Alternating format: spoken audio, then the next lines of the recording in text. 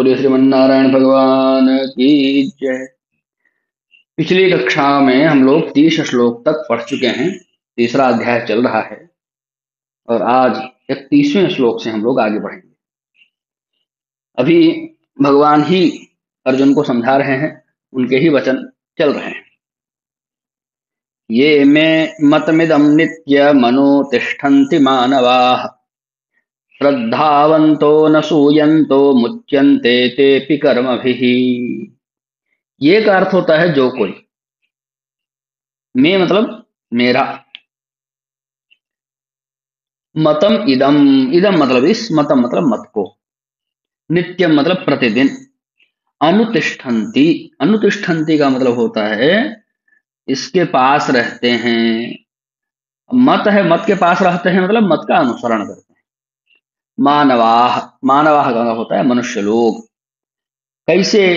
तो श्रद्धावंतः, श्रद्धा से युक्त हो करके, अनुसूयंतो, अनुसूयंतः शब्द है, वही विसर्ग को ओकार हो गया है, अनुसूयंतः। उसका उसका अर्थ होता है दोष दृष्टि से रहित होकर, अनुसूया के साथ, दोष दृष्टि से रहित होकर के। मुच्यंते मतलब मुक्त हो जाते हैं। ते पी वे लोग भी, ते मतलब वे लोग और अपि मतलब भी, ते पी इससे, कर्म भी कर्मों से। ये तो हो गया पद पदच्छेद और शब्दार्थ। अब हम लोग सरलार्थ देखते हैं। भगवान बतला रहे हैं कि अभी तक मैंने जो मत प्रस्तुत किया है, जो भी लोग मेरे इस मत का प्रतिदिन अनुसरण करते हैं, प्रतिदिन पालन करते हैं, कैसे पालन करते हैं? श्रद्धा से युक्त हो करके, दोष दृष्टि से रहित हो करके, जो भी मनुष्य लोग इसका पालन करते हैं वे सभी लोग कर्म के बंधन से मुक्त हो जाते हैं। ये इस 31वें श्लोक का सरलार्थ है। किसी भी विषय में प्रारंभ से ही तर्क नहीं लगाया जाता है। तर्क लगाने के लिए भी एक निश्चित स्टेज तक पहुंच करके ही तर्क लगाया जाता है, तब जाकर के ही वह तर्क किसी उपयोग का होता है और आगे बढ़ाने वाला होता है। नहीं तो वही तर्क कुतर्क बन के या वितर्क बन करके जीवन में अवरोध उत्पन्न करता है। बच्चे को क ख ग घ पढ़ने के लिए बोलें और जिद पर अड़े कि क को ऐसा ही क्यों लिखते हैं, हम तो ऐसा नहीं लिखेंगे, ख को ऐसा ही क्यों लिखते हैं, ग को ऐसा ही लिखते हैं क्यों है, इसको क ही क्यों पढ़ते हैं, इसको ख ही क्यों पढ़ते हैं, उसी में लटका रह जाए तो हो गई उसकी पढ़ाई लिखाई, बन गई उसकी जिंदगी।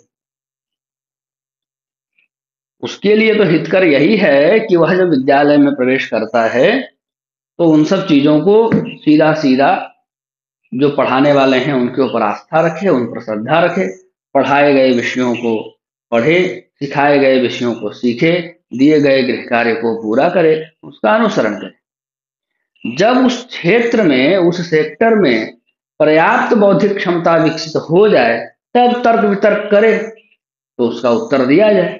वही किस प्रकार से भाषा विज्ञान का विकास हुआ, किस प्रकार से उन्नति हुई, वो सब आगे शोध का विषय होता है।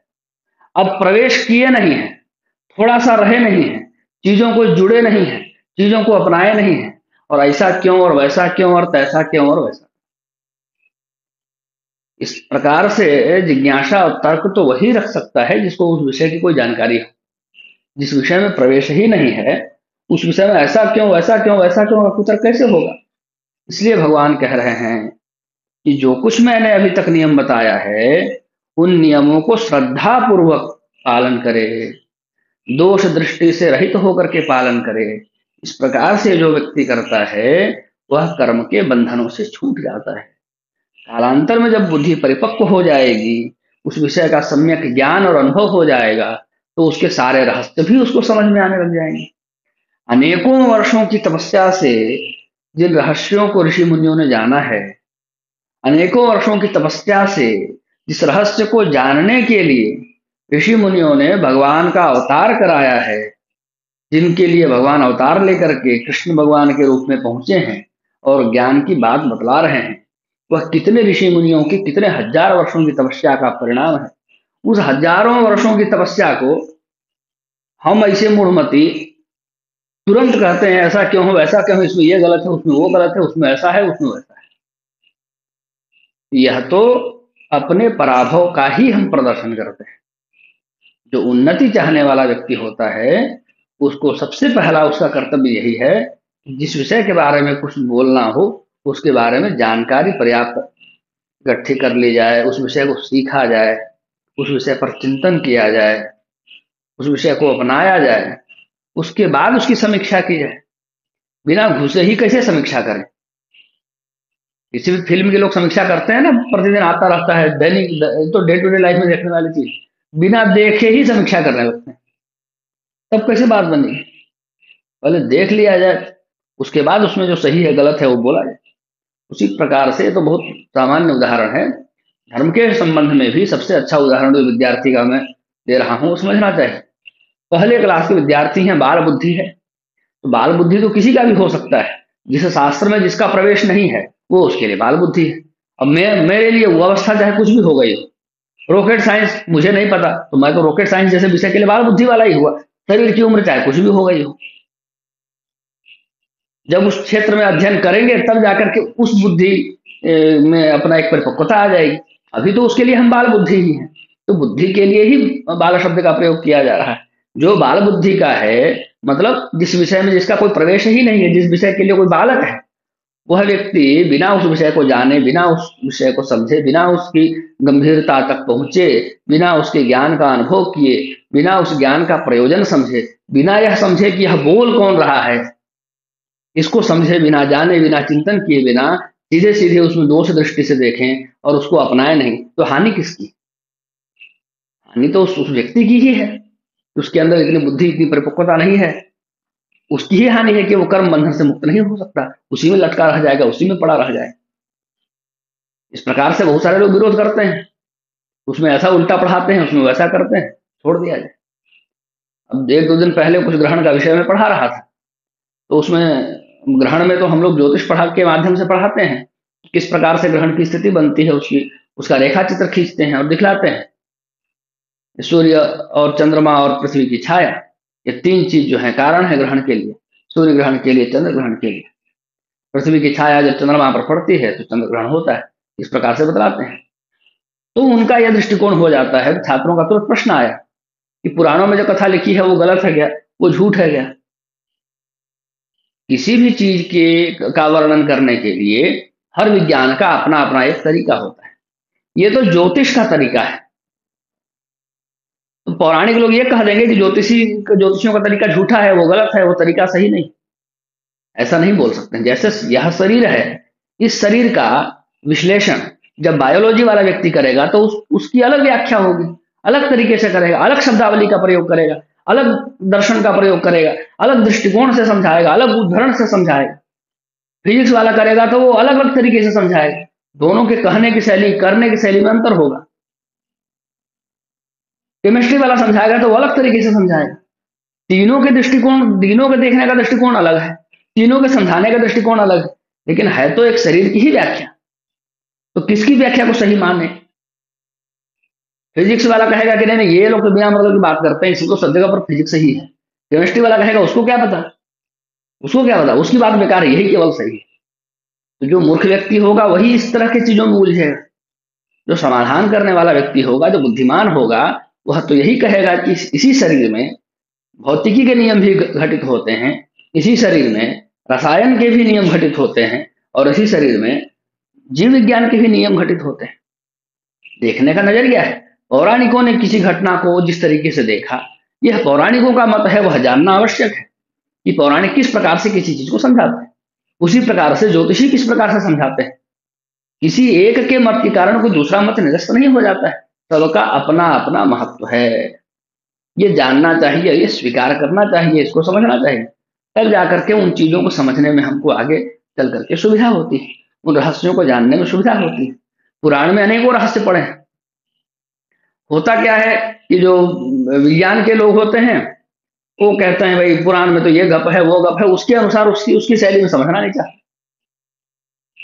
और पौराणिकों का यह है कि ये लोग तो बिना मतलब केवल आडंबर करते हैं, इधर हमारी भावना को समझते नहीं, हमारी आस्था को समझता नहीं, ऐसा नहीं करना चाहते, वैसा नहीं करना चाहते। तो दोनों अलग अलग धारा में चल रहे हो। वहां पर समाधान यही है कि इस बात को स्वीकारा जाए कि एक तरीके को, एक वस्तु को, एक चीज को कितने भी तरीके से प्रस्तुत किया जा सकता है, और किसी एक के मत के उपस्थित होने से दूसरा मत नष्ट नहीं हो जाता। इसी पृथ्वी पर आदि शंकराचार्य जी के द्वारा जो प्रवर्तित अद्वैत मत है वह भी है, रामानुजाचार्य जी के द्वारा प्रवर्तित जो विशिष्टाद्वैत मत है वह भी है, अनेक अनेक जो दार्शनिक हैं उनके द्वारा जो प्रवर्तित मत है वह भी है। किसी के होने से किसी दूसरे के अस्तित्व को खतरा नहीं। उसी प्रकार से जिन बातों को पुराण जिस प्रकार से बताता है उसको यह पौराणिक मत है, यह पौराणिकों का चिंतन है, यह पौराणिक दृष्टिकोण है, इस सत्य के साथ, इस ज्ञान के साथ स्वीकार करना चाहिए। इससे वह गलत है, इससे वह गलत है, ऐसा नहीं। पौराणिकों की बात का अगर कोई खंडन करेगा तो वह पौराणिक ही करेगा, पौराणिक विधा, पुराण के विधा से अध्ययन करके, यहाँ पर ऐसा नहीं, ऐसा होना चाहिए था। जिस प्रकार से हम लोग परमाणु की संरचना का मॉडल पढ़िए, निल्स बोर का मॉडल आया, कितने लोगों का मॉडल आया अलग अलग तरीके से, इन सब के बारे में नवीं क्लास में कई सारे नाम आते हैं वैज्ञानिकों के। तो भाई उनके जो मॉडल्स का खंडन किया या प्रवर्तन किया या अच्छे तरीके से और बेहतर तरीके से बताया तो कोई भौतिक विद ही न था, दूसरा कोई नहीं था, कोई भौतिक विद ही आकर के उसका अध्ययन किया और उस ज्ञान को आगे बढ़ाए। उसका खंडन मंडन करने का अधिकार उसी व्यक्ति को होगा जो उस शास्त्र का वेत्ता है, जो उस शास्त्र में निष्णात है, जो उस शास्त्र में रिसर्च कर रहा है। बिना रिसर्च किए, बिना शोध किए, बिना चिंतन किए किसी भी शास्त्र की बात का खंडन मंडन कोई भी व्यक्ति कैसे कर सकता है? कोई भी बात यदि विज्ञान में होती है तो उसका खंडन कोई वैज्ञानिक करता है। उसी प्रकार से कोई बात यदि पुराणों में है तो उसका खंडन तो कोई पुराण वेत्ता ही करेगा। यहाँ पर कुछ है, यहाँ पर इस प्रकार से परिष्कार होना चाहिए, कोई पुराण वेत्ता ही उसमें रिसर्च करने का के लिए अधिकारी है, हर व्यक्ति अधिकारी नहीं। ऐसा सभी ज्ञान विज्ञान के लिए है, ऐसा सभी बातों के लिए है, ऐसा दुनिया में संसार के सभी सेक्टर में है। कोई वैज्ञानिक अगर लिटरेचर में ज्ञान देगा तो लोग नहीं मानेंगे, बोलेंगे तुम अपना विज्ञान का नियम उधर ही रखो। यहाँ पर तो जो लिटरेचर का जानकार होगा वही बताएगा, जो भाषा विज्ञानी होगा वही जो कहेगा वही मान्य होगा। इसी प्रकार से किसी भी चीज के खंडन के लिए व्यक्ति को हेलो। हाँ हेलो। हेलो। हाँ, जय श्री आवाज नहीं मंडाल। आ रही, जय श्री मंडाल। आवाज नहीं आ रही, आवाज नहीं आ पा रही आवाज है। किसी को नहीं आ रही है क्या? हाँ। हरिओम। अटक जी थोड़ी आ रही है, फिर अभी थोड़ी कटनी शुरू हुई, इसके पहले थोड़ी थोड़ी आ रही थी, मतलब ठीक ठाक आ रही थी इसके पहले। अच्छा अच्छा अच्छा, नेटवर्क का कुछ इशू होगा, मैं थोड़ा बाहर आ जाता अभी हूँ। ठीक है, अभी ठीक है, अभी ठीक है। अच्छा अच्छा अच्छा। ठीक है। कहाँ चल रहे थे हम लोग?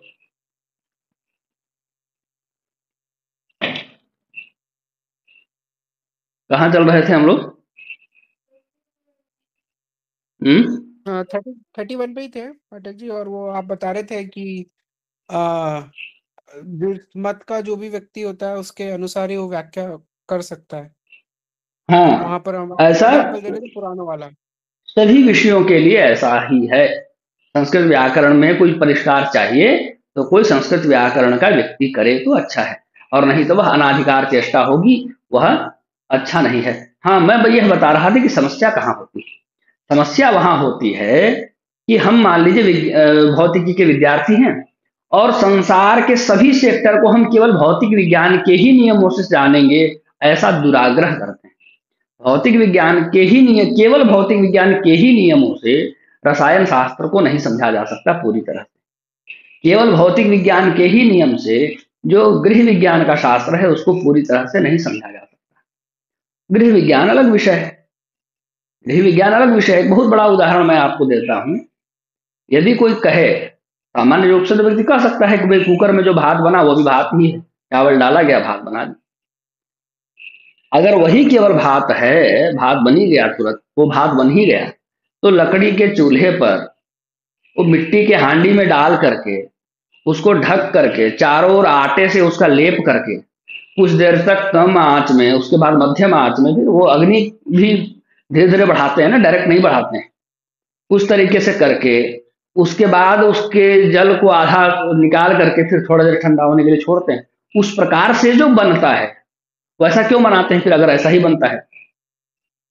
भौतिकी तो कहेगा भाई इन दोनों में कोई अंतर नहीं, देखो ये भी भात ये भी भात। लेकिन जो गृह विज्ञान वेत्ता है वो समझते हैं कि वास्तव में भात तो यही है जो इस प्रकार से बनाया गया है। कुकर में जो बना है वो तो भात जैसा दिखने वाला कोई पदार्थ है, वो ऐसा भात नहीं है, उसमें वह गुण नहीं है जो इसमें है, उसमें वह रस नहीं है, उसमें वह स्वाद नहीं है जो इसमें है, उसमें वह पोषण नहीं है जो इसमें है। ये तो गृह विज्ञान का ही व्यक्ति न बताएगा, दूसरे कोई तो बताएंगे नहीं, और दूसरे कोई बताए तो वो माना नहीं जाएगा। तो समस्या यहां पर होती है कि हम किसी और विषय को पढ़े हुए हैं, किसी और विषय को जाने हुए हैं, और वही वाला दिमाग दुनिया के हर जगह पर लगा रहे हैं। ये आज के समय की कड़वी सच्चाई है, और इसी के कारण सब जगहों पर अनेक प्रकार की समस्याएं उत्पन्न होती। अब हम लोग बढ़ते हैं 32वें श्लोक में। 31वें श्लोक में भगवान यही कह रहे हैं कि जिस विषय में आप बालक हैं, प्रवेशक हैं, प्रवेश कर रहे हैं, अभी पहली पहली बार आए हैं, तो उस चीज पर श्रद्धा रखी जाए, और दोष दृष्टि उसमें न रखी जाए, और उसका पालन किया जाए। जब ऐसा कोई व्यक्ति करता है तो वह कर्म बंधनों से मुक्त हो जाता है। अब 32वें श्लोक में आते हैं, क्या है? ये त्वेतदभ्यसूयन्तो नानुतिष्ठन्ति मे मतम् सर्वज्ञान विमूढ़ांस्तान विद्धि नष्टान चेतसः। ये मतलब होता है जो लोग, तू तू मतलब होता है तू, तो फिर एतत्, एतत् मतलब यह, अभ्यसूयन्तः, अभ्यसूयन्तः का अर्थ होता है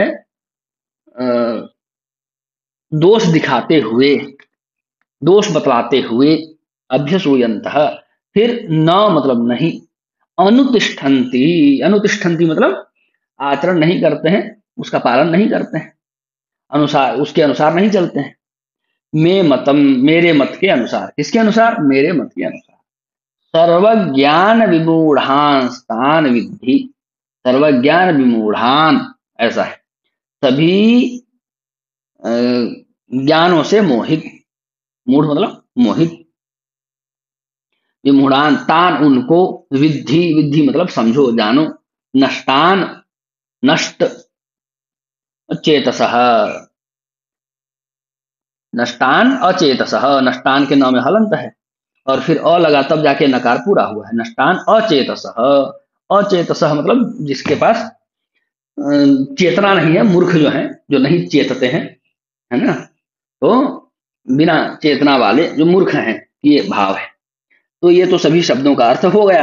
अब इसका सरलार्थ देखिए, भगवान यह कह रहे हैं कि जो मेरे मत में, मेरे द्वारा बताया हुआ जो यह मत है, इस अध्याय में भगवान ने सारा बताया ना, यज्ञ कर्म की श्रेष्ठता बताई, ज्ञान योग को बताया, कर्म योग को बताया, वो व्यवहार पटल पर वह कैसे उतरेगा, इसके लिए भगवान ने सारे सिद्धांत दिए।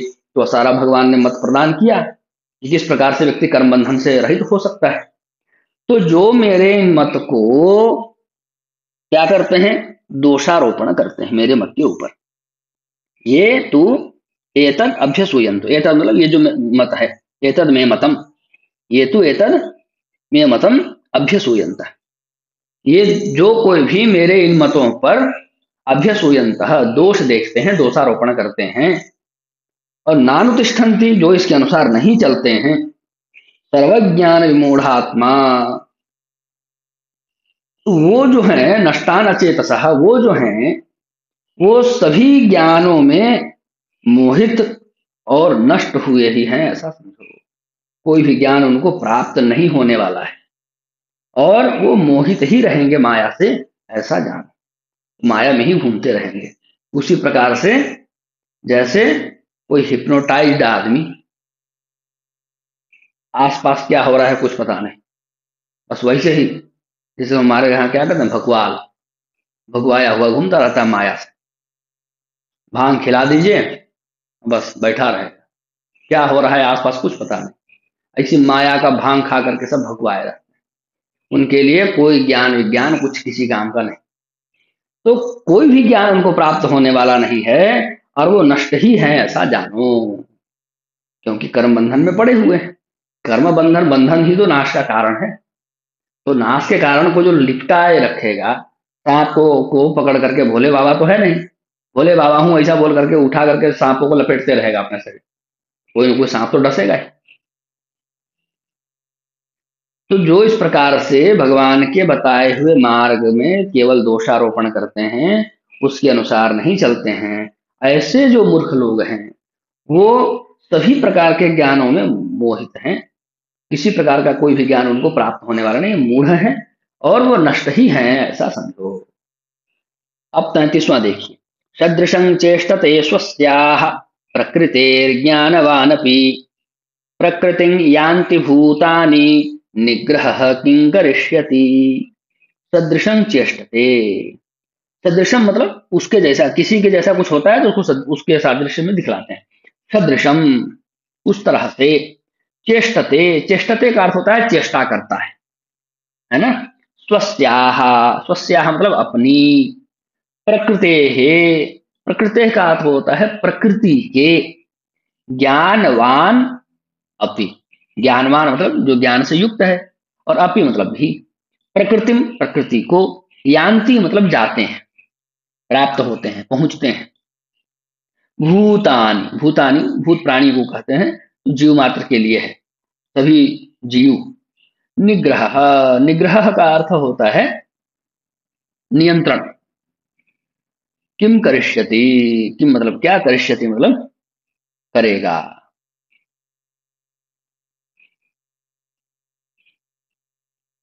अब क्या है, सदृशम चेष्टते स्वस्याः, पहले ही भगवान बतला चुके हैं इस बात को। पीछे एक श्लोक में भगवान कहें प्रकृते क्रियमाणानि गुणैः, कौन सा श्लोक है वो,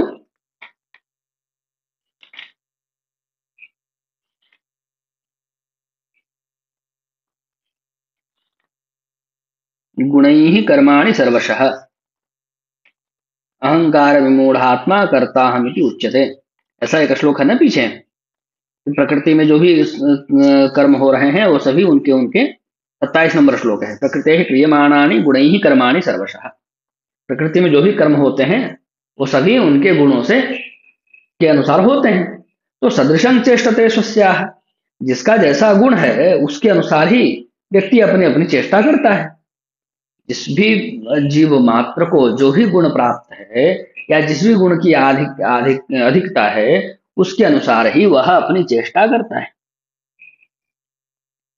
ना। अपने जो भी हाव भाव दिखाता है वही चेष्टा है, जो भी क्रियाकलाप करता है वही चेष्टा है, तो वो चेष्टा करता है। और वैसी ही चेष्टा कौन, ज्ञानवान भी करता है। जो ज्ञानी हो चाहे अज्ञानी हो, उसमें प्रकृति के जो भी गुण हैं उसके अनुसार वह चेष्टा करेगा, उसके अनुसार वह कार्य करेगा। प्रकृतिम यान्ति भूतानि, प्रकृतिम प्रकृति को, यान्ति प्राप्त होते हैं, कौन, भूतानि सभी जीव मात्र जो हैं, जो प्रकृति को प्राप्त होते हैं वो सभी। तो अब प्रकृति को प्राप्त होते हैं का अर्थ क्या हुआ, अपने स्वभाव के अनुसार निश्चित कर्मों को प्राप्त होते हैं। प्रकृति को प्राप्त होते हैं मतलब प्रकृति का के नियंत्रण को प्राप्त होते हैं, प्रकृति के द्वारा दिए हुए कर्तव्य कर्म को प्राप्त होते हैं। उनको पता होता है ना, पता, लेकिन सभी लोग प्रकृति के दिए हुए कर्म को प्राप्त होते हैं, उसके अनुसार ही कर्म करते हैं। तो प्रकृति में यान्ति भूतानि निग्रह किम करिष्यति। अब उसमें निग्रह कैसे किया जा सकता है, उसमें निग्रह क्या करेगा। उसमें व्यक्ति चाहे कितना भी कहे कि मैं अपना नियंत्रण करूंगा, तो उसका नियंत्रण करेगा क्या, उसकी जिद करेगी क्या, उसका हठ क्या करेगा क्या। यहां पर तो एक ही उपाय है कि इस सत्य को स्वीकार करके तद अनुरूप आचरण किया जाए। कोई भगवान को चैलेंज देता हो तो चैलेंज देता रहे, कोई कहता हो कि हम किस्मत बदलेंगे तो बदलता रहे, होगा तो वही जो होना है, उसमें क्या है, जो होना है सो होना है, जो होना है वही होता है। तो प्रकृति के परवश संसार के सभी जीव, केवल जीव ही नहीं, सभी जड़ और चेतन दोनों, क्योंकि वो सभी भी भूत ही हैं। संसार के सभी जड़ और चेतन प्रकृति के परवश, मतलब प्रकृति के दिए हुए कर्तव्य कर्म के से बंधे हुए होने के कारण वैसा वैसा ही आचरण करते हैं, वैसी वैसी ही क्रिया करते हैं। जो प्रकृति को समझ जाता है, जान जाता है, जो काल को जान जाता है, जो प्रकृति की क्रियाशीलता को जान जाता है, वो त्रिकालज्ञ हो जाता है। तो आगे भी समझ जाता है कि भाई प्रकृति का तो ऐसा ही हो, आगे चल करके ऐसा ही हो, इस प्रकार की चीजें होंगी, अनुभव करने लगता है। प्रकृति में यान्ति भूतानि निग्रह किम करिष्यति। जब प्रकृति ही सब कुछ संचालित कर रही है और सभी जो भूत हैं, जीव हैं, वो प्रकृति को ही प्राप्त होते हैं, प्रकृति के ही नियंत्रण में हैं, प्रकृति के ही अंडर में हैं, तो वहां पर निग्रह करेगा क्या? वहां पर उनकी हठधर्मिता क्या करेगी? वहां पर उनका जिद क्या करेगा? वहां पर उनका अपने नियंत्रण की इच्छा क्या करेगी? ये यहाँ पर भगवान स्पष्ट कर रहे हैं।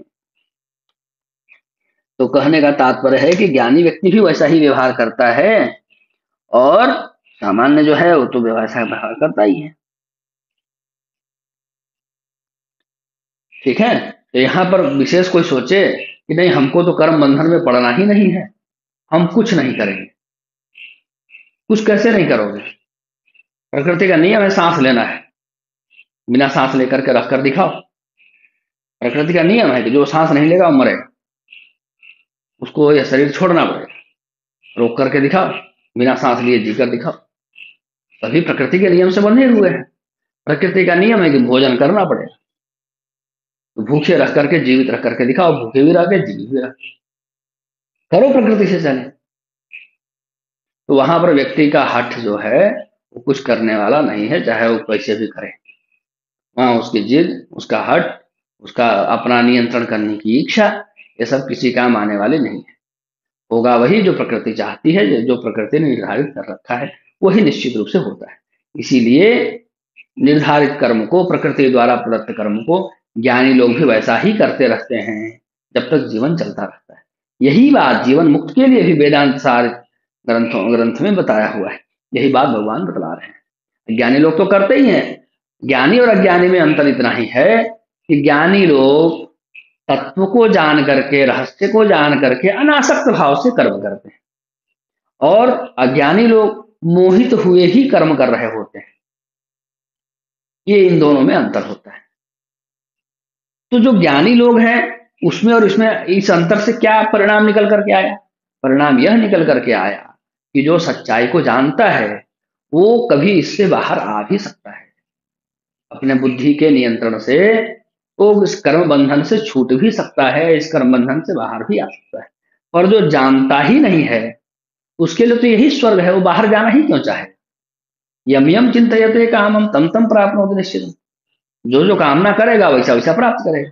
जब निकलने की ही कामना नहीं है, इसी को अपना जीवन मान रहे हैं, तो इससे बाहर निकलने का सवाल ही पैदा नहीं होता है। फिर इससे कैसे मतलब वो समझ में आएगा कि भाई इसको कुछ चाहिए या जीवन में इसको कुछ प्राप्त करने की इच्छा है। जो कर्म बंधन से छूटना चाहेगा वो ना छूटेगा, जो छूटना ही नहीं चाहेगा, इस कर्म बंधन को ही अपना जीवन मान लिया है, इस कर्म बंधन को ही सच मान करके चल रहा है, उसका कैसे छूटेगा? आज के वैज्ञानिक युग में भी अनेकों प्रयोग होते रहते हैं, अनेकों प्रयोग। मेरे से कितनी बार लोग पूछ चुके हैं, कितनी बार। मैं तो एक बार बहुत लंबा चौड़ा लेख लिख के भी उत्तर दिया कि धरती गोल है कि चपटी है। ये प्रश्न आज के युग में भी पूछे जाते हैं भाई, तो मैं माथा पीट लिया कि हम कब जी रहे हैं, कहाँ जी रहे हैं। 21वीं शताब्दी तो लोग कहते हैं, पर आज भी ऐसे अनगिनत लोग उपलब्ध हैं जिनके दिमाग में यह प्रश्न है कि धरती गोल है कि चपटी। और बहुत लोग पूरे दृढ़ हैं इसमें कि बस चपटी ही है। इस प्रकार बहुत लोग दृढ़ हैं इसमें पूरा। कई सारे इसमें प्रयोग रोग भी हुए। कोई मैं पढ़ा था उधर विदेश में, कोई ऐसा था कि भाई ऐसे चपटी है, इसको मैं सिद्ध करूंगा, प्रूव करूंगा, रिसर्च करूंगा, ऐसे कुछ कुछ करके बहुत पैसा वैसा भी लिया है। बड़े खतरनाक खतरनाक जो है वो उनका क्या कहते हैं उसको चैलेंज वैलेंज लेता था, बहुत पैसे भी कमाए, दुर्घटना के कारण फिर बाद में उसकी मृत्यु हुई। ऐसा कुछ मैं कहीं पढ़ा था। तो ये आज का भी ऐसा प्रश्न, कोई ऐसा टांग ही ले कि नहीं यही सत्य है, तब तो नहीं कुछ कर सकते। कोई ये मान ले कि भाई कर्म बंधन ही सत्य है, इसके अलावा दूसरा कुछ सत्य ही नहीं है, उसको तो कोई सच नहीं बता सकता, उसको तो कर्म बंधन में ही पड़े रहना होगा। और जो यह समझ जाए कि नहीं कर्म बंधन सत्य है कि नहीं, ये जानने की जिसके अंदर जिज्ञासा होगी वह फिर जानेगा। और जो जानता है वही मुक्त हो सकता है।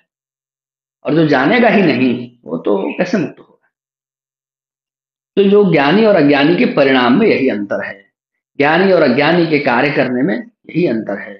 ज्ञानी समझ रहा होता है कि जो घटना घटी है वो तो प्रकृति के नियंत्रण में है, प्रकृति चाहती है इसलिए घट रही है, तो दुखी नहीं होता है।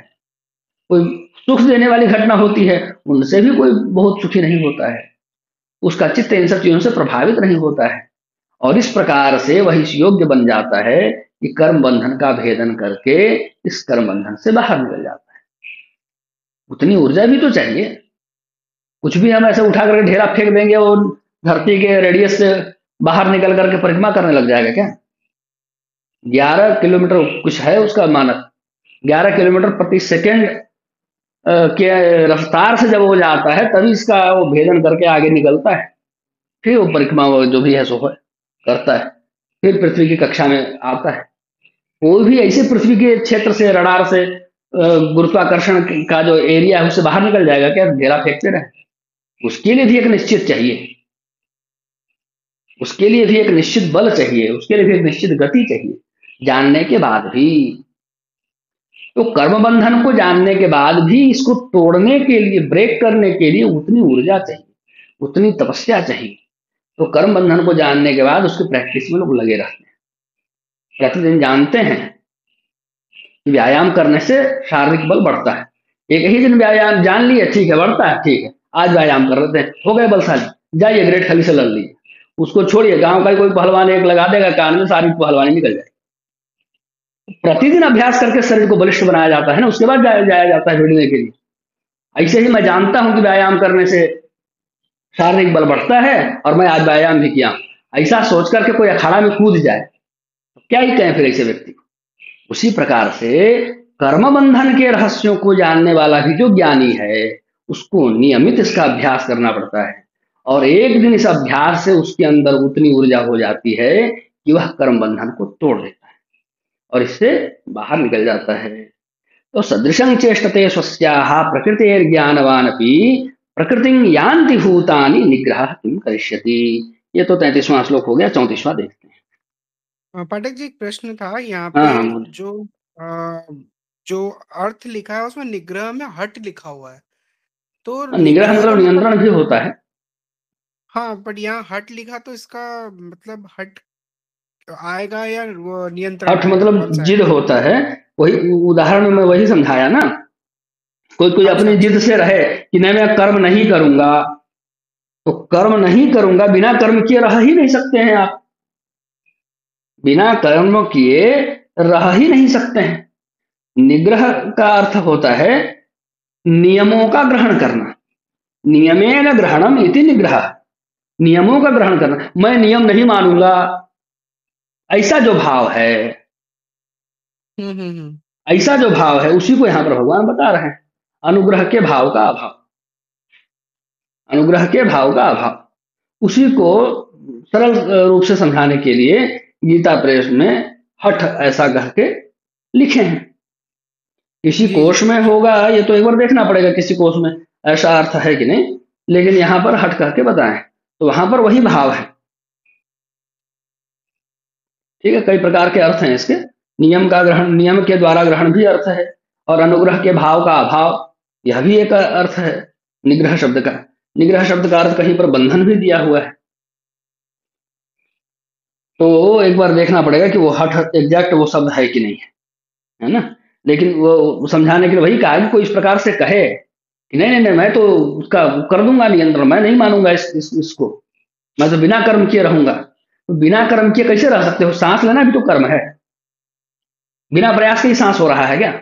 पलक झपकाना भी तो कर्म है।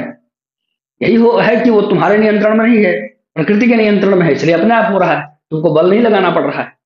जहां पर थोड़ा सा भी तुम्हारा नियंत्रण होगा, नियंत्रण पूरा तो है नहीं, कहीं पर भी पार्टनरशिप है कि तुम थोड़ा प्रयास करोगे तुम जाकर के होगा। जहां पर कुछ है ही नहीं वहां पर तो चीजें हो रही हैं, पर तुमको चाहिए कि मैं करके रह सकता हूं, तो बिना पलक झपकाए रहो कितने देर रह सकते हो, बिना सांस लिए रहो कितने देर रह सकते हो, बिना पानी पिए रहो, बिना भोजन किए रहो। ये तो प्रकृति का नियम है, प्रकृति का यह सिद्धांत है। भाई रहना है शरीर में तो सांस लेना पड़ेगा, पलक झपकाना पड़ेगा। शरीर की क्रियाओं को उस प्रकार से संचालित करना पड़ेगा। तो वहां पर उस व्यक्ति की हठधर्मिता क्या करेगी, ये समझाने के लिए उसमें बतला रहे हैं। निग्रह किम करिष्यति, व्यक्ति के अंदर जो निग्रह का भाव है कि मैं प्रकृति का निग्रह कर दूंगा, उसकी बात नहीं मानूंगा, वो भावना क्या करेगा, ये कहने का। व्यक्ति का जो विरोधी स्वर है वो क्या करेगा, ये यहां पर बात है। और कोई प्रश्न हो तो बताइए। जी नहीं जी, पाठक हो गए, पाठक जी हो गया ये। 34वां नंबर देखिए। इंद्रियस्येन्द्रियस्यार्थे रागद्वेषौ व्यवस्थितौ तयोर्न वशमागच्छेत् तौ ह्यस्य परिपन्थिनौ। इंद्रियस्य मतलब होता है इंद्रियों के, इंद्रिय के एक वचन है। इंद्रियस्य अर्थे, इंद्रियस्य इंद्रियस्य अर्थे, इंद्रिय का इंद्रिय के लिए, इस प्रकार से अर्थ हो जाएगा जब एक साथ आता है। राग द्वेषौ, अर्थ का मतलब पहले ही बता चुका हूं, अर्थ मतलब विषय। जैसे कर्ण का विषय है श्रवण करना, कर्ण का विषय है श्रवण करना, तो ये भी कह सकते हैं कि कर्ण का अर्थ है श्रवण करना। इस प्रकार अर्थ मतलब विषय, हेतु, उनका, उनसे जुड़ी हुई जो चीज है, उसका जो कार्य है वही। राग द्वेषौ, राग और द्वेष द्विवचन है इसलिए द्विवचन लगाया है। बालकः बालकौ, द्वेषः द्वेषौ, राग द्वेषौ, राग और द्वेष। व्यवस्थितौ, व्यवस्थित है। अब राग द्वेषौ द्विवचन है तो व्यवस्थितौ भी द्विवचन हो। तयोर न, तयोह कहते हैं उन दोनों को, उन दोनों को। तयोह मतलब उन दोनों को, विषय का ही रकार हो गया है तो तयोर बन गया। न मतलब नहीं। वशम आगच्छेत तौ, वशम मतलब वश में, आगच्छेत आते हैं, आना चाहिए, आगच्छेत आना चाहिए, तौ मतलब वे दोनों, ही अस्य, ही मतलब क्योंकि, अस्य मतलब इसके, परिपंथिनौ, परिपंथिनों का मतलब होता है विघ्न करने वाला। तो ये तो सभी शब्दार्थ हो गया। अब इसका सरलार्थ देखते हैं।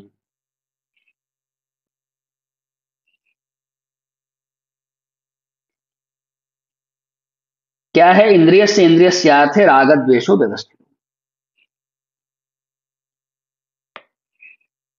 इंद्रिय और इंद्रिय का विषय, इंद्रिय के जो विषय हैं उनमें, इंद्रिय का इंद्रिय के विषयों में, ऐसा इंद्रिय से इंद्रिय स्यार्थ है, इंद्रिय का इंद्रिय के विषयों में राग और द्वेष छुपा हुआ होता है, राग और द्वेष छुपा हुआ होता है,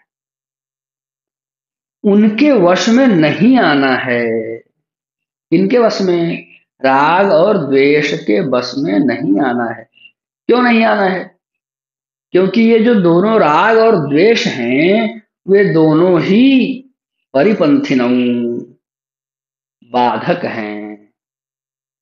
पंथिना मतलब पथ में चलने वाला जो होता है उसको पंथी कहते हैं। परिपंथिना बहुवचन में प्रयोग कर रहे हैं। परिपंथिनौ, परिपंथिना, पंथिना पंथिनौ ऐसे बनेगा। तो परिपंथिना क्या है, सड़क का रोड़ा, जैसा हम लोग कहते हैं ना हिंदी में सड़क का रोड़ा। तो उसी प्रकार से ये जो दोनों हैं राग और द्वेष, वो मार्ग के बाधक हैं। किस मार्ग के बाधक हैं, पीछे ही बात आ रही है, कर्म बंधन को तोड़ने वाला जो मार्ग है उस मार्ग के बाधक हैं।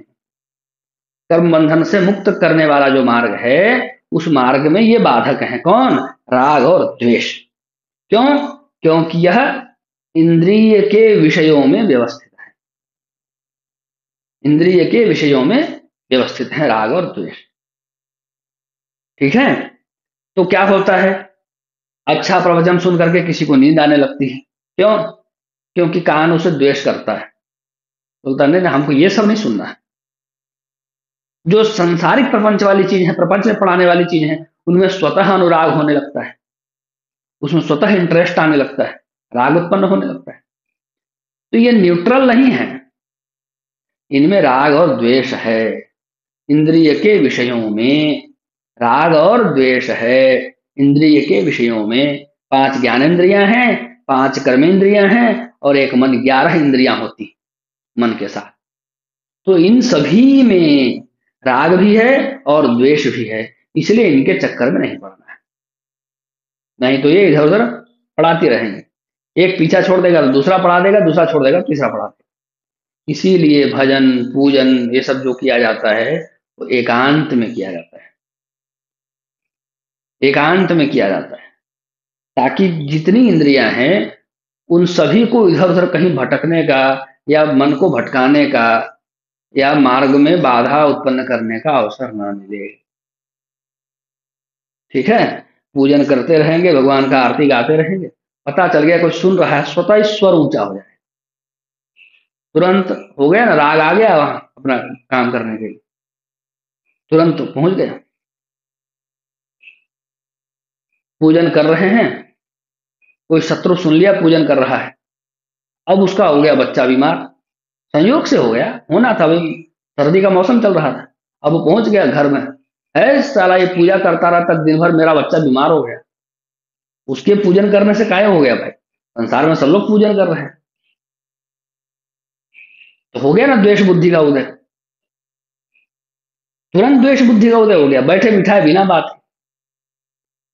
तो ये सब चीजें एकांत में इसलिए ही किया जाता है, क्योंकि जो भी कर्म हम करते हैं, ये तो समझने के लिए उदाहरण दे दिया, जो भी कर्म हम करते हैं उन सभी कर्मों में राग और द्वेष जुड़ा हुआ होता है।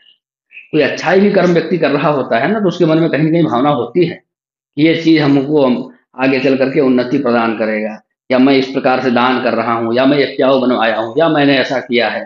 किसी मित्र के लिए भी कोई करता है तो उसके मन में कहीं ना कहीं रहता है कि समय आने पर ये भी करेगा। इस प्रकार की कुछ न कुछ बातें तो लोगों के यहाँ रहती, मन में रहती है। इसलिए कह रहे हैं कि ये राग और हर हर क्रिया में राग और द्वेष है, इंद्रियों की क्रियाओं में, इसलिए उनमें नहीं पड़ना, उनमें नहीं पड़ना, नहीं तो इंद्रियां कहेंगी इधर चलो उधर चलो उधर चलो, ऐसा करो वैसा करो वैसा करो, क्योंकि ये लोग न्यूट्रल नहीं है, ये लोग समत्व योग में स्थित नहीं है।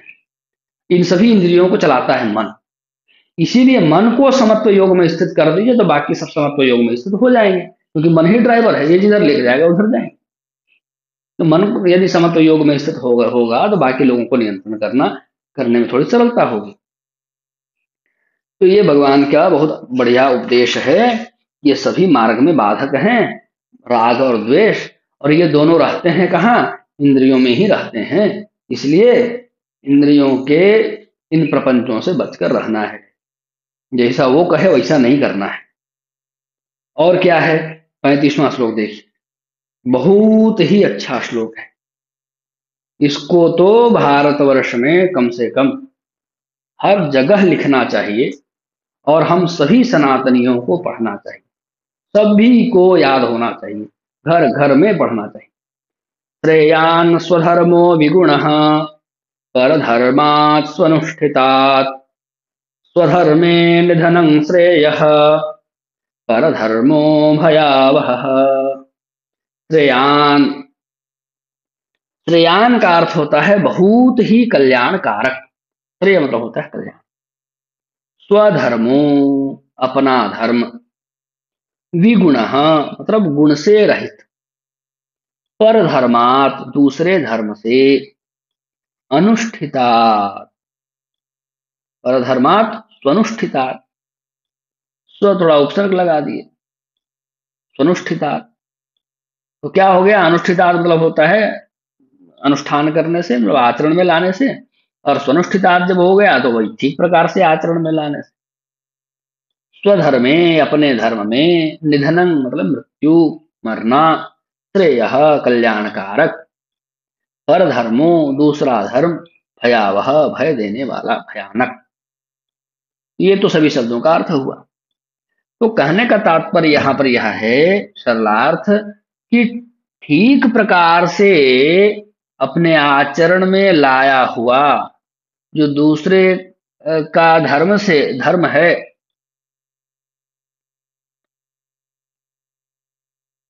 और अपना धर्म ऐसा लगे कि वो धर्म महान है, अपना ही धर्म जो है वो बेकार है, ऐसा कभी लग जाए, किसी को दोष दिखने लग जाए अपने धर्म में ही, तो श्रेयान स्वधर्मो विगुणः, तो उस अवस्था में अपने धर्म में जो दोष दिख रहा है, ऐसे दोष से युक्त जो अपना धर्म है वह भी कल्याण कारक है, ये कहने का मतलब है। कभी एडवर्टाइजमेंट में आकर के, अज्ञान में आके, कुछ भी चीज में आकर के ऐसा लग सकता है कि अपना धर्म तो कल्याणकारक नहीं है, वो धर्म बड़ा अच्छा है, उसमें जाते हैं, ऐसा लग सकता है। लेकिन क्या है, श्रेयान स्वधर्मो विगुण, गुण से रहित अपना धर्म भी श्रेयस्कर है, कल्याण देने वाला है। परधर्मात् स्वनुष्ठितात्, दूसरे के धर्म का अनुसरण करने से, किसी दूसरे धर्म का अनुसरण करने से, अब कोई व्यक्ति किसी दूसरे धर्म का अनुसरण करेगा तो कुछ लोभ में पड़ के ही ना करेगा कि वहां कुछ उसको अच्छा ही दिखेगी तभी करेगा, या वहां उसको कुछ स्वार्थ दिखेगा। संसार में सब अच्छाई ही कहाँ देखते हैं। अगर अच्छाई देखने वाले लोग ही होते तो शराब में, गुटखा में, और आजकल ये क्या बड़ा बहुत ज्यादा चला है, कुछ भी ऐड देखिए आ जाता है, सट्टेबाजी। सट्टेबाजी में कौन सी अच्छाई, पर है ना उन सबको वो पालन करने वाले, उन सबसे जुड़ने वाले लाखों करोड़ों की संख्या में लोग, ये जानते हुए भी उसमें लिखा रहता है सिगरेट के उसमें, गुटखा के उसमें, कि इसको पीने से, खाने से कैंसर होता है, लिखा है बुराई स्पष्ट रूप से, फिर भी है ना उसके फॉलोवर।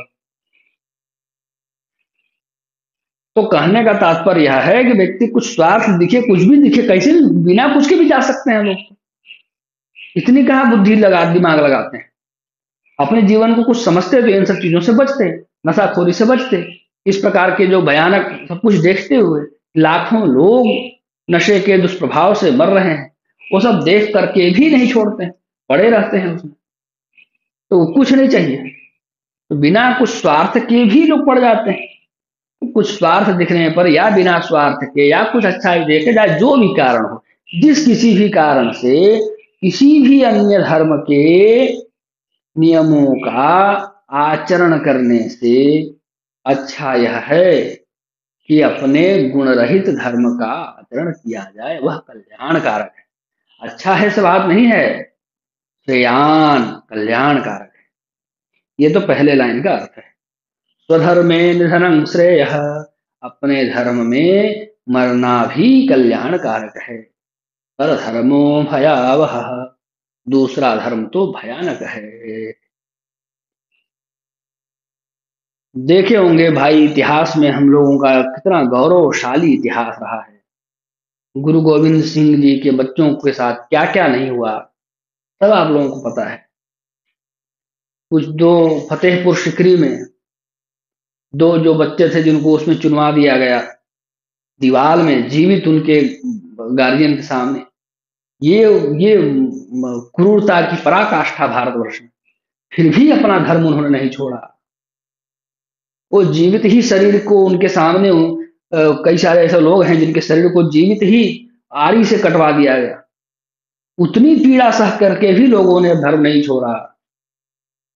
ऐसे भारतवर्ष के वीर सपूत, भारतवर्ष में धर्म प्राण जनता रही है, अपने धर्म के प्रति आस्था रखने वाली जनता रही है। उन्हीं के त्याग, तपस्या और बलिदान के कारण भारतवर्ष आज तक कुछ अंशों में ही सही, पर धर्म को सुरक्षित रख पाया है। उन सबके बलिदान के कारण, उन सबकी तपस्या के कारण, उन सबके त्याग के कारण, उन सबके जज्बे के कारण, ऐसे इतिहासों से भारत, ऐसे रक्तरंजित इतिहास से, क्रूरता की पराकाष्ठा के इतिहास से भारत के जो इतिहास के पन्ने हैं वो भरे हुए हैं। हमको पढ़ाया जाए चाहे न पढ़ाया जाए, हमको पढ़ने दिया जाए चाहे न पढ़ने दिया जाए, इतिहास तो है। जिनको पढ़ना होता है वो पढ़ ही लेते हैं, जिनको जानना होता है वो जान ही लेते हैं। तो श्रेयान स्वधर्मो विगुण, गुण रहित अपने धर्म का पालन करना कल्याणकारक है। पर धर्मात्मनुष्ठिता, दूसरे धर्म के का अनुसरण करने से, दूसरे धर्म का अनुसरण करने से गुण रहित अपना धर्म भी कल्याणकारक है। और स्वधर्मे निधनं श्रेय, अपने धर्म में मरना भी कल्याणकारक है। पर धर्मो भयावह, दूसरा धर्म तो भयानक है। ये इसका 35वें श्लोक का भाव है। अब इसी पंडित जी में वो इसमें सब बातें भी आ जाती हैं। हाँ बताइए। क्षमा चाहूंगा, एक छोटा सा प्रश्न था कि यहाँ जो स्वधर्म की बात हो रही है, तो वो सनातन भी कहलाएगा और वर्णाश्रम, दोनों के लिए ही हम ये इसको यूज कर सकते हैं ना? वर्णाश्रम के लिए ही मुख्य रूप से है। हाँ हाँ हाँ जी। वर्णाश्रम के लिए ही मुख्य रूप से है। धर्म एको ही निश्चल है। धर्म तो एक ही है जो निश्चल है, स्थिर है, उसी को सनातन धर्म कहते हैं। धर्म एको ही निश्चल है। तो उसमें 10 धर्म है क्या, 20 धर्म है क्या, 50 धर्म है क्या, ऐसा नहीं। उसमें वर्णाश्रम धर्म जी की ही बात है। अपने धर्म से नहीं डिगना, यही बात है। पूछिए, किसी मुझे को कुछ एक पूछना है? हाँ। प्रश्न, हाँ हाँ पूछनी है। जैसे जब भगवान कृष्ण जी गीता जी का उपदेश दे रहे थे, तो उस समय तो सिर्फ एक ही धर्म थी, सनातन। ये तो अभी ये बहुत सारे धर्म आ गए। पर उस समय के हिसाब से वो धर्म के बारे में, अपना जो कार्य है उसके हिसाब से वो बोल रहे हैं कि अपना धर्म नहीं छोड़ना चाहिए, या फिर मतलब सेंस मतलब तो हम लोग कुछ भी बहुत सारा ले सकते हैं। वर्णाश्रम धर्म की ही भगवान बात कर रहे हैं। वर्णाश्रम धर्म की ही भगवान बात कर रहे हैं। मुगल लोग आए तो उन्होंने क्या कहा? शूद्रों को कहा कि तुम शूद्र हो, नहीं तुम यहां से बाहर निकलो, हमारे वाले में आ जाओ। भाई मैं शूद्र ही जन्म लिया हूं, शूद्र का जो कर्तव्य है वही मैं करूंगा, मैं मरना भी पसंद करूंगा, कोई बात नहीं। अच्छा ब्राह्मण हो, छोड़ दो, अपना ब्राह्मण धर्म छोड़ दो, हमारे वाले में आ जाओ। हमारा ऐसा ऐसा सिस्टम है, मैं ब्राह्मण ही उत्पन्न हुआ हूं, ब्राह्मण ही मरूंगा, अपने धर्म में मरना भी श्रेयस्कर है। अर्जुन को भगवान कह रहे हैं कि तुम क्षत्रिय हो, और क्षत्रिय का तो यह सौभाग्य है कि उसको धर्म युद्ध में भाग लेने का अवसर मिले। तुम अपना धर्म नहीं छोड़ सकते। तुम किसी दूसरे धर्म का, सन्यासी के धर्म का पालन तुम नहीं कर सकते। वो कहा ना, भिक्षा मांग कर खा लूंगा, तो भिक्षा मांग कर खाना क्षत्रिय का धर्म थोड़ी है, ये तो दूसरे का धर्म है। भिक्षा मांग कर खाना सब क्षत्रिय का धर्म है क्या? अर्जुन को भगवान ने उपदेश दिया, तुम अपना क्षात्र धर्म नहीं छोड़ सकते, युद्ध तो तुमको करना ही पड़ेगा। युद्ध नहीं करना तुम्हारे लिए भयानक है, तुम्हारे लिए पाप है। तो यहाँ धर्म का अर्थ वर्णाश्रम धर्म ही है। जो व्यक्ति जिस वर्ण में उत्पन्न हुआ है, उसके जो कर्तव्य कर्म हैं, उन्हीं कर्तव्य कर्मों में आजीवन डटे रहना, यही है स्वधर्म। और धर्म एक ही है, 100 200 500 धर्म नहीं है। इसीलिए कहा गया है धर्म एको ही निश्चल।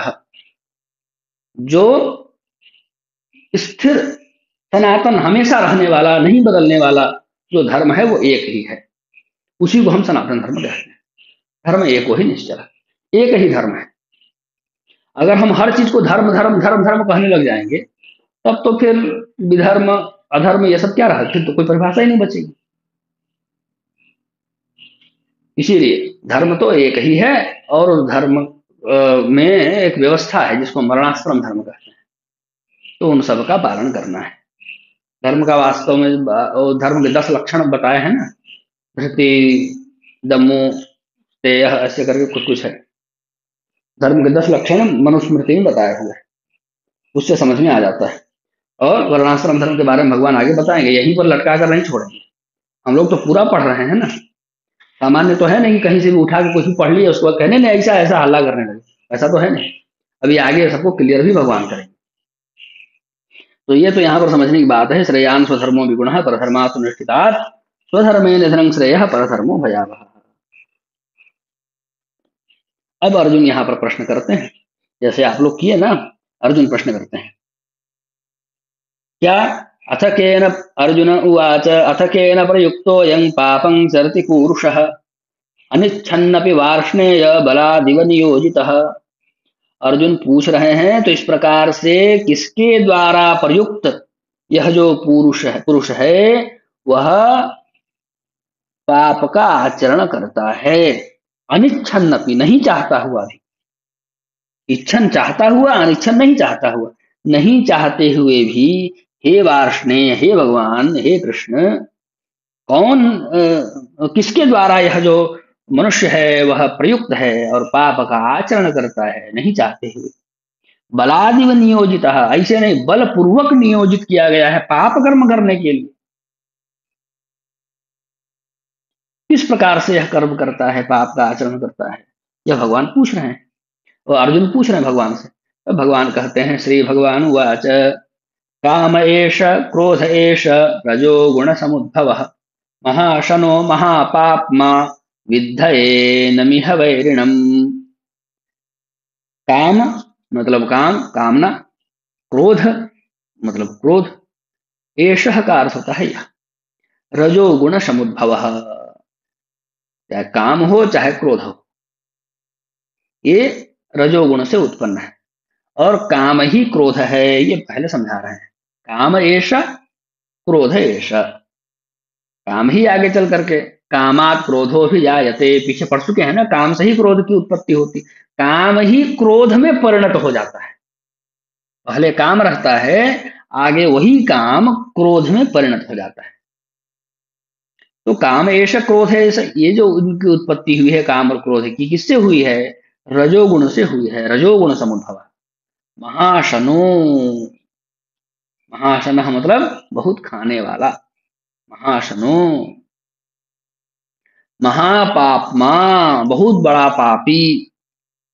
विद्धयेन मिह वैरिणम, विद्ध एनमिह वैरिणम, विद्धि एनम इह वैरिणम। विद्धि एनम इह को मिला करके विद्ध एनम इह वैरिणम लिखा है। विद्धि का अर्थ होता है जानो, वैरिणम मतलब वैरी को, इह मतलब इस। ठीक है। तो क्या है, यह जो काम है वही क्रोध है, उसी की परिणति क्रोध के रूप में होती है। काम से ही क्रोध उत्पन्न होता है। कामात क्रोधो भी जायते। और यह जो है वो रजोगुण से उत्पन्न हुआ है। यह महाशनो है, बहुत खाने वाला है। क्या क्या क्रोध में व्यक्ति खा जाए, क्या क्या पी जाए, क्या क्या गड़बड़ कर दे, उसका कुछ ठिकाना नहीं। बहुत खाने वाला है, कभी अघाता नहीं है, बहुत भोग चाहिए इसको, भोग से कभी तृप्ति नहीं होती है। और महापापमा महान पापी है, इसको जान लो, यह यहां पर वैरी है। कहां पर? इस कर्म बंधन से मुक्ति वाले मार्ग में। यहां पर वैरी है तो प्रसंग वही चल रहा है ना, कर्म बंधन से मुक्त होने का प्रसंग चल रहा है। तो कर्म बंधन से मुक्त होने वाला जो मार्ग है, उसमें यह परम वैरी है। कौन? काम और क्रोध। या काम कह देना ही पर्याप्त है, क्योंकि काम ही आगे चल करके क्रोध बनता है। 38वां देखिए। धूमेनाव्रियते वह्निर्यथादर्शो मलेन च यथोल्बेनावृतो गर्भस्तथा तेनेदमावृतम्। धूमेन मतलब होता है धुएं के द्वारा। धूमेन अव्रियते, आव्रियते। आव्रियते मतलब होता है आवरण किया जाना, ढक दिया जाना, है ना, ऊपर से कुछ आवरण कर दिया जाना। वहनी मतलब होता है अग्नि। यथा मतलब जैसे। दर्शो, यथादर्शो आदर्श शब्द है, अन्वय में आया है। आदर्श दिखलाने वाला, यानी कि आईना। मलेन च, च मतलब और, मलेन मतलब मल के द्वारा। मल कहते हैं मैल को। यथा मतलब जिस प्रकार से। उल्बेन, उल्ब कहते हैं जिससे वो लिपटा रहता है ना शिशु, गर्भस्थ शिशु, उसी को उल्ब कहते हैं। एक झिल्ली जैसा होता है जिससे गर्भस्थ शिशु लिपटा हुआ रहता है। उल्बेन आवृतो गर्भ, जिससे गर्भ जो है जिस उल्ब से आवृत रहता है, ढका हुआ रहता है। तथा तेन इदम आवृतम, उसी प्रकार से यह ढका हुआ रहता है।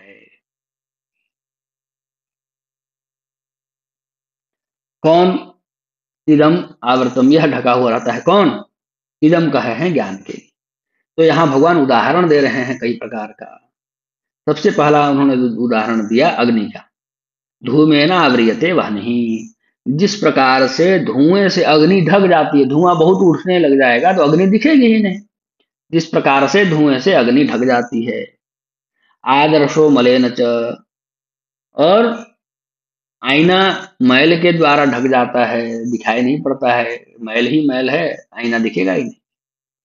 और जिस प्रकार से उल्ब के द्वारा गर्भस्थ शिशु कैसे ढका रहता है, गर्भ जिस प्रकार से उल्ब से ढका रहता है, तथा तेनेदमावृतम, तथा तेन किसके द्वारा, तेन मतलब इसके द्वारा, किसके द्वारा, काम की चर्चा हुई है पिछले श्लोक में, तो काम के द्वारा, इदम यह कौन, ज्ञान, आवृतम ढका हुआ रहता है, काम के द्वारा ही यह ज्ञान ढका हुआ रहता है। काम से मुक्त हो गए तो ज्ञान की प्राप्ति होगी।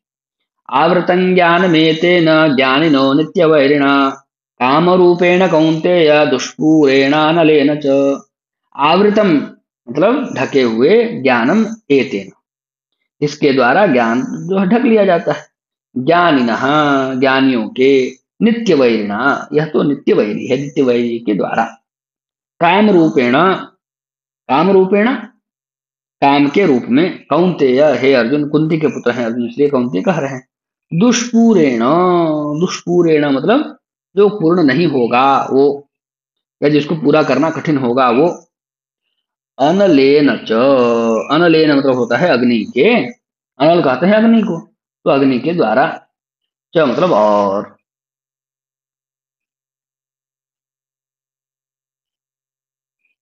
अब क्या है इसका सरलार्थ, अर्जुन को ही भगवान कहते हैं, अब ये यहाँ पर और तो कुछ जोड़ने के लिए हैं, प्रारंभ में ही ले आते हैं, हे अर्जुन, अग्नि के ही समान यह जो काम है, कामनाएं हैं, वह कभी पूरी नहीं होती हैं, और यह जो काम है वह ज्ञानियों का नित्य वैरी है, उसी के कारण यह ढका हुआ रहता है।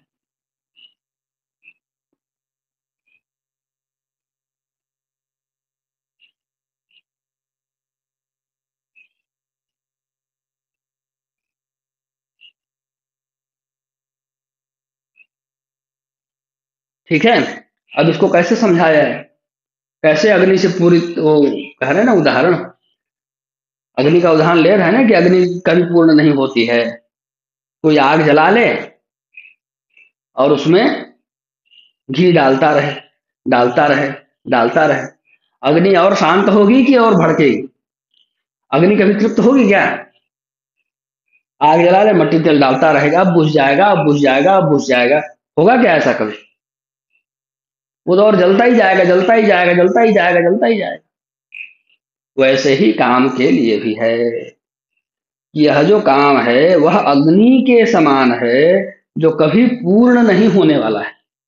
आप अग्नि में जितना घी डालेंगे उतना ही वो और भड़केगा, उसकी तृप्ति, अग्नि की तृप्ति जिस प्रकार से कभी नहीं होती है, उसी प्रकार से काम की तृप्ति भी कभी नहीं होने वाली है।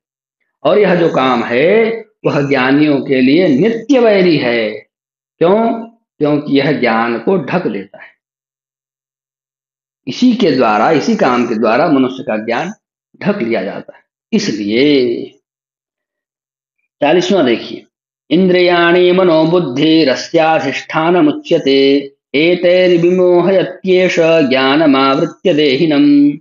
इंद्रियाणि मतलब इंद्रियां, मनो मतलब मन, बुद्धि ही मतलब बुद्धि, अस्य मतलब इसके, अधिष्ठानम, अधिष्ठान मतलब निवास स्थान, उच्यते कहे जाते हैं, तो बुद्धि ही अस्य अधिष्ठानम उच्यते, इनको मिलाकर लिखा गया है संधि करके, तो हुआ हो गया है बुद्धि रस्य अधिष्ठानम उच्यते, एतैहि मतलब इनके द्वारा, इनके द्वारा जो इंद्रियाणी, मन और बुद्धि कहे ना पीछे, उनके द्वारा, विमोहयत्येष, विमोहयति एष, ऐसा है, विमोहयति का मतलब होता है मोहित कर लेता है, ऐसा मतलब यह कौन, यह काम, काम की चर्चा चल रही पीछे से, ज्ञानम आवृत्य, ज्ञान को आवृत्त करके, आच्छादित करके, किसके ज्ञान को आच्छादित करके, देहिनम जो देही है, जो जीवात्मा है उसके, तो क्या हुआ, इंद्रियाणी मनोबुद्धि रस्य अधिष्ठान उच्यते,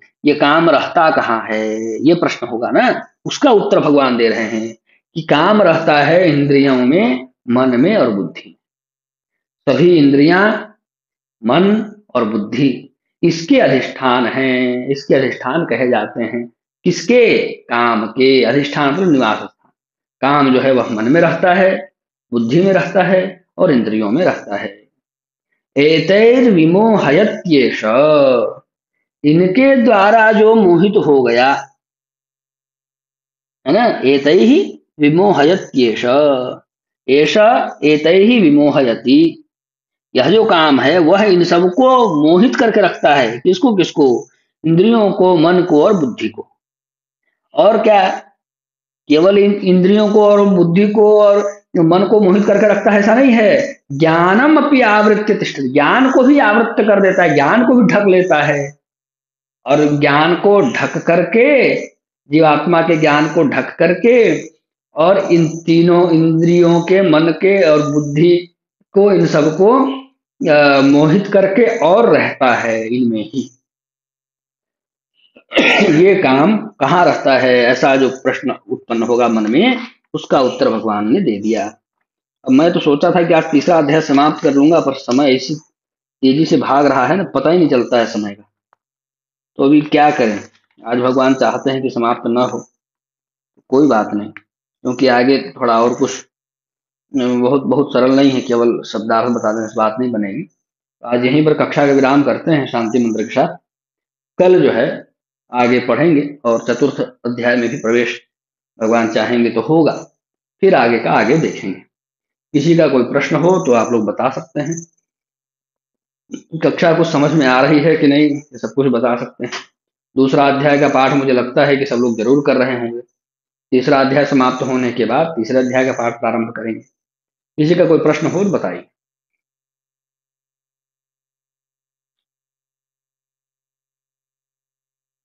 शुरू करते हैं शांति मंत्र के साथ विराम करने के लिए। सर्वे भवन्तु सुखिनः, सर्वे सन्तु निरामयाः, सर्वे भद्राणि पश्यन्तु, मा कश्चित् दुःखभाग् भवेत्। ओम शांति शांति शांति।